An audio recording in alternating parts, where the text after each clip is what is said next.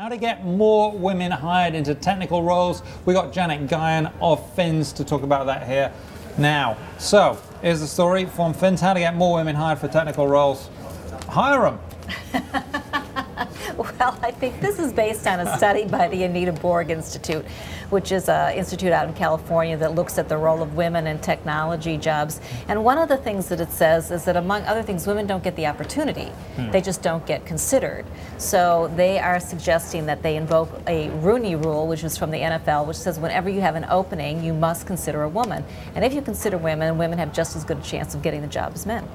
Okay, so it's a matter of getting them in the stack of candidates. It's a matter of getting them in the stack of candidates and being considered. And it's normal for people to want to hire people like them, you know, having the same values. So people tend to pick people like them. Right. And this is one reason why women aren't getting ahead as much in the technology companies as in some other companies.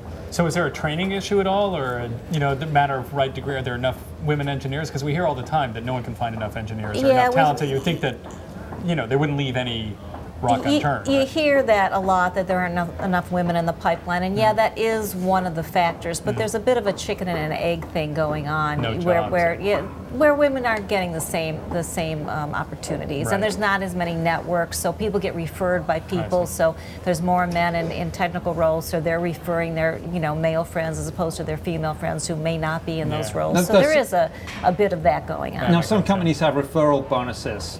Yes, that's right. And does that make a difference? Is it, say if you bring in 10 people, you can make $3,000 per hire or whatever? Does that help? Does that make a difference? Sure. Do people say, okay, and we'll give you 6 with 3 for a man, 6 for a woman? Well, that one could do that. I don't see any evidence that that's actually happening. But there are companies like IBM and Intel that have programs to try to move women ahead, and they work.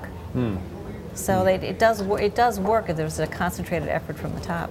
IBM just named its first female CEO, of course. Yeah, and now does it help that the top of the corporation has someone, a woman, when hiring women, or does that make no difference?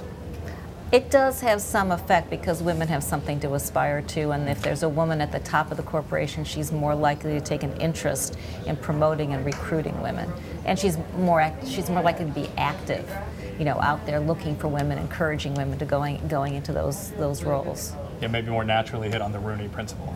Yes, more naturally hit on the Rooney principle. I love that, the Rooney principle. Okay, Janet Guyon, thank you very much. Read more on that. It's Joe Walker's piece, That's and it's right. in Fins.